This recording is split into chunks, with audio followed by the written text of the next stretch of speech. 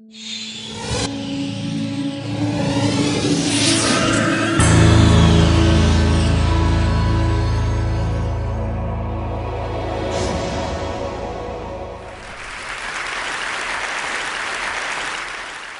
now I don't want to alarm anybody in this room, but it's just come to my attention that the person to your right is a liar. Also, the person to your left is a liar. Also, the person sitting in your very seats is a liar. We're all liars. What I'm going to do today is I'm going to show you what the research says about why we're all liars, how you can become a lie spotter, and why you might want to go the extra mile and go from lie spotting to truth seeking, and ultimately to trust building. Now, speaking of trust, ever since I wrote this book, Lie Spotting, no one wants to meet me in person anymore. No. They say, it's okay, we'll email you. I can't even get a coffee date at Starbucks. My husband's like, honey, deception. Maybe you could have focused on cooking. How about French cooking? So before we get started, what I'm going to do is I'm going to clarify my goal for you, which is not to teach a game of gotcha. Lie spotters aren't those nitpicky kids, those kids in the back of the room that are shouting, gotcha, gotcha. Your eyebrow twitched. You flared your nostril. I watched that TV show, Lie to Me. I know you're lying. No. Lie spotters are armed with scientific knowledge of how to spot deception. They use it to get to the truth. And they do what mature leaders do every day. They have difficult conversations with difficult people, sometimes during very difficult times. And they start up that path by accepting a core proposition. And that proposition is the following: lying is a cooperative act. Think about it. A lie has no power whatsoever by its mere utterance. Its power emerges when someone else agrees to believe the lie.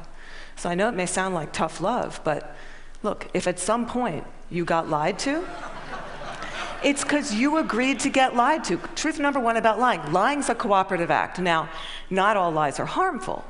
Sometimes we're willing participants in deception for the sake of social dignity, maybe to keep a secret that should be kept secret.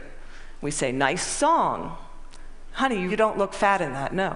Or we say, favorite of the digerati. You know, I just fished that email out of my spam folder. I'm so sorry. But there are times when we are unwilling participants in deception, and that can have dramatic costs for us. Last year saw $997 billion in corporate fraud alone in the United States. That's an eyelash under $1 trillion. That's 7% of revenues. Deception can cost billions. Think Enron, Madoff, the mortgage crisis, or in the case of double agents and traitors like Robert Hansen or Aldrich Ames, lies can betray our country. They can compromise our security. They can undermine democracy. They can cause the deaths of those that defend us. Deception is actually serious business. This con man, Henry Oberlander, he was such an effective con man, British authorities say he could have undermined the entire banking system of the Western world. And you can't find this guy on Google. You can't find him anywhere. He was interviewed once, and he said the following. He said, look, I've got one rule. And this was Henry's rule. He said, look, everyone is willing to give you something. They're ready to give you something for whatever it is they're hungry for. And that's the crux of it. If you don't want to be deceived, you have to know, what is it that you're hungry for? And we all kind of hate to admit it. You know, we kind of wish we were better husbands, better wives, smarter, more powerful, taller, richer. The list goes on. Lying is an attempt to bridge that gap, to connect our wishes and our fantasies about who we wish we were, how we wish we could be, with what we're really like. And boy, are we willing to fill in those gaps in our lives with lies. On a given day, studies show that you may be lied to anywhere from 10 to 200 times. Now, granted, many of those are white lies. But in another study, it showed that strangers lied 3 times within the first 10 minutes of meeting each other. Now, when we first hear this data, we recoil. We can't believe how prevalent lying is. We're essentially against lying. But if you look more closely, the plot actually thickens. We lie more to strangers than we lie to coworkers. Extroverts lie more than introverts. Men lie 8 times more about themselves than they do other people. Women lie more to protect other people. If you're in an average married couple, you're going to lie to your spouse in 1 out of every 10 interactions. Now, you may think that's bad. If you're unmarried, that number drops to 3. Lying's complex. It's woven into the fabric of our daily and our business lives. We're deeply ambivalent about the truth. We parse it out on an as-needed basis, sometimes for very, very good reasons, and other times just because we don't understand the gaps in our lives. That's truth number 2 about lying.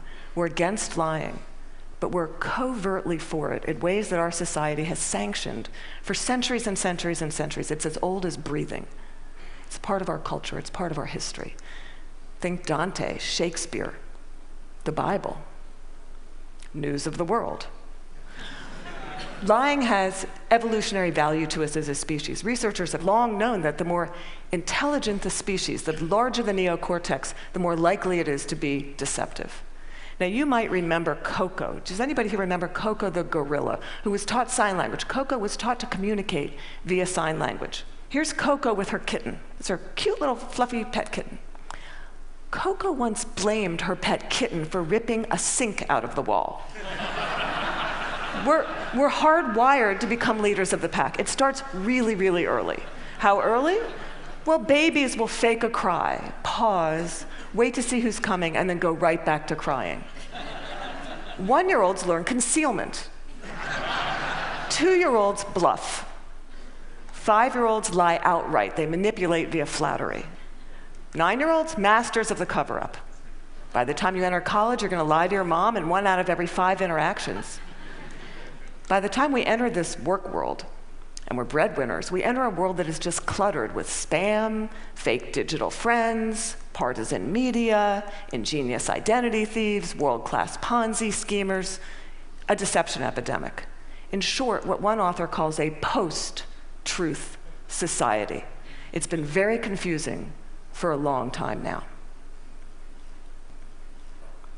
What do you do? Well, there's steps we can take to navigate our way through the morass.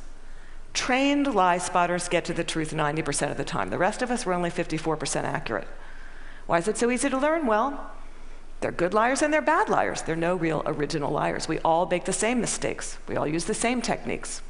So what I'm going to do is I'm going to show you 2 patterns of deception, and then we're going to look at the hot spots and see if we can find them ourselves. We're going to start with speech. I want you to listen to me. I'm going to say this again. I did not have sexual relations with that woman, Miss Lewinsky. I never told anybody to lie, not a single time, never. These allegations are false, and I need to go back to work for the American people. Thank you. Okay, what were the telltale signs? Well, first we heard what's known as a non-contracted denial. Studies show that people who are overdetermined in their denial will resort to formal rather than informal language. We also heard distancing language, that woman. We know that liars will unconsciously distance themselves from their subject using language as their tool. Now, if Bill Clinton had said, well, to tell you the truth, or Richard Nixon's favorite, in all candor, he would have been a dead giveaway for any lie spotter that knows that qualifying language, as it's called, qualifying language like that, further discredits the subject. Now, if he had repeated the question in its entirety, or if he had peppered his account with a little too much detail, and we're all really glad he didn't do that, he would have further discredited himself. Freud had it right. Freud said, look, there's much more to it than speech. No mortal can keep a secret. If his lips are silent, he chatters with his fingertips, and we all do it. No matter how powerful you are, we all chatter with our fingertips. I'm going to show you Dominique Strauss-Kahn with Obama, who's chattering with his fingertips. Now, this brings us to our next pattern, which is body language. With body language, here's what you got to do. You really got to just throw your assumptions out the door. Let the science temper your knowledge a little bit, because we think liars fidget all the time. Well, guess what? They're known to freeze their upper bodies when they're lying. We think liars won't look in the eyes. Well, guess what? They look you in the eyes a little too much just to compensate for that myth. We think warmth and smiles convey honesty, sincerity, but a trained lie spotter can spot a fake smile a mile away. Can you all spot the fake smile here? You can consciously contract the muscles in your cheeks. But the real smile's in the eyes. The crow's feet of the eyes, they cannot be consciously contracted, especially if you overdid the Botox. Don't overdo the Botox. Nobody will think you're honest. Now we're going to look at the hot spots. Can you tell what's happening in a conversation? Can you start to find the hot spots to see the discrepancies between someone's words and someone's actions? Now, I know it seems really obvious, but when you're having a conversation with someone that you suspect of deception, attitude is by far the most overlooked but telling of indicators. An honest person is going to be cooperative. They're going to show they're on your side. They're going to be enthusiastic. They're going to be willing and helpful in getting you to the truth. They're going to be willing to brainstorm, name suspects, provide details. They're going to say, hey, maybe it was those guys in payroll that forged those checks.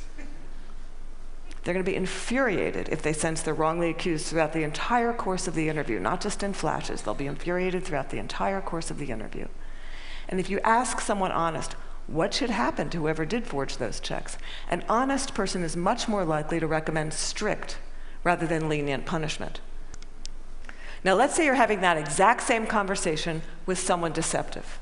That person may be withdrawn, look down, lower their voice, pause, be kind of herky-jerky. Ask a deceptive person to tell their story. They're going to pepper it with way too much detail in all kinds of irrelevant places. And then they're going to tell their story in strict chronological order. And what a trained interrogator does is they come in, and in very subtle ways, over the course of several hours, they will ask that person to tell their story backwards. And then they'll watch them squirm and track which questions produce the highest volume of deceptive tells. Why do they do that? Well, we all do the same thing. We rehearse our words, but we rarely rehearse our gestures. We say yes, we shake our heads no. We tell very convincing stories, we slightly shrug our shoulders. We commit terrible crimes, and we smile at the delight in getting away with it. Now, that smile is known in the trade as duping delight, and we're going to see that in several videos moving forward, but we're going to start. For those of you that don't know him, this is presidential candidate John Edwards, who shocked America by fathering a child out of wedlock. We're going to see him talk about getting a paternity test. See now if you can spot him saying yes while shaking his head no, slightly shrugging his shoulders, lots of... Be happy to participate in one. I know that it's not possible that this child could be mine because of the timing of events, so I know it's not possible. Happy to take a paternity test and would love to see it happen. Are you going to do that soon? Is there somebody that you can't? I'm only one side. I'm only one side of the test, but I'm happy to participate in one. Okay, those head shakes are much easier to spot once you know to look for them. Now, there are going to be times when someone makes one expression while masking another that just kind of leaks through in a flash. Murderers are known to leak sadness. Your new joint venture partner might shake your hand, celebrate, go out to dinner with you, and then leak an expression of anger. And we're not all going to become facial expression experts overnight here, but there's one I can teach you that's very dangerous and that's easy to learn, and that's the expression of contempt. Now, with anger, you've got two people on an even playing field. It's still somewhat of a healthy relationship, but when anger turns to contempt, you've been dismissed. It's associated with moral superiority, and for that reason, it's very, very hard to recover from. Here's what it looks like. It's marked by one lip corner pulled up and in. It's the only asymmetrical expression, and in the presence of contempt, whether or not deception follows, and it doesn't always follow, look the other way, go the other direction, reconsider the deal, say, no, thank you, I'm not coming up for just one more nightcap, thank you. Science has surfaced many, many more indicators. We know, for example, liars will shift their blink rate, point their feet towards an exit. They will take barrier objects and put them between themselves and the person that's interviewing them. They'll alter their vocal tone, often making their vocal tone much lower. Now, here's the deal. These behaviors are just behaviors. They're not proof of deception. They're red flags. We're human beings. We make deceptive, flailing gestures all over the place all day long. They don't mean anything in and of themselves. But when you see clusters of them, that's your signal. Look, listen, probe, ask some hard questions, get out of that very comfortable mode of knowing, walk into curiosity mode, ask more questions. Have a little dignity. Treat the person you're talking to with rapport. Don't try to be like those folks on Law and Order and those other TV shows that pummel their subjects into submission. Don't be too aggressive. It doesn't work. Now, we've talked a little bit about how to talk to someone who's lying and how to spot a lie.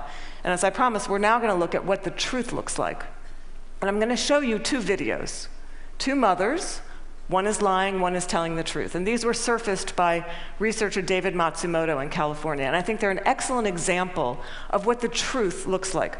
This mother, Diane Downs, shot her kids at close range, drove them to the hospital while they bled all over the car, claimed a scraggy-haired stranger did it. And you'll see when you see the video, she can't even pretend to be an agonizing mother. What you want to look for here is an incredible discrepancy between horrific events that she describes and her very, very cool demeanor. And if you look closely, you'll see duping delight throughout this video. But at night, when I close my eyes, I can see Christy reaching her hand out to me while I'm driving, and the blood just keep coming out of her mouth. And that, maybe it'll fade too with time, but I don't think so.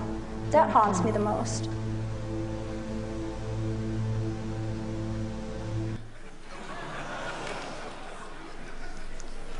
Now I'm going to show you a video of an actual grieving mother, Erin Runyon, confronting her daughter's murderer and torturer in court.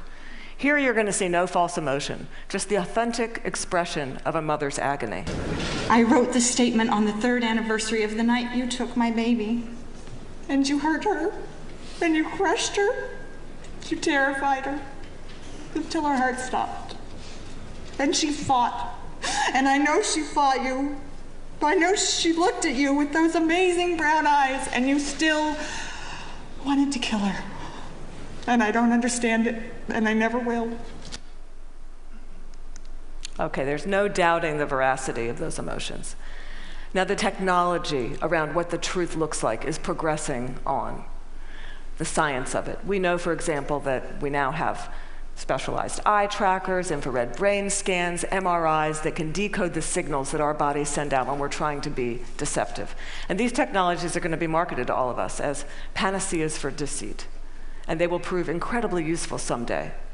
But you've got to ask yourself, in the meantime, who do you want on your side of the meeting?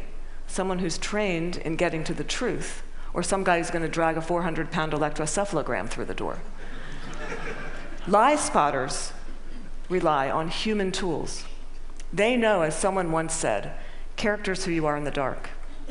And what's kind of interesting is that today we have so little darkness. Our world is lit up 24 hours a day. It's transparent, with blogs and social networks broadcasting the buzz of a whole new generation of people that have made a choice to live their lives in public. It's a much more noisy world.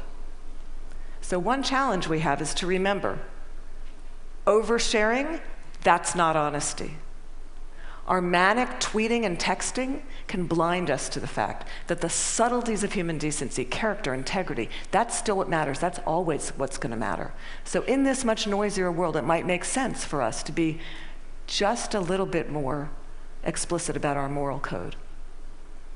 When you combine the science of recognizing deception with the art of looking, listening, you exempt yourself from collaborating in a lie. You start up that path of being just a little bit more explicit because you signal to everyone around you. You say, hey, my world, our world, it's going to be an honest one. My world is going to be one where truth is strengthened and falsehood is recognized and marginalized. And when you do that, the ground around you starts to shift just a little bit. And that's the truth. Thank you.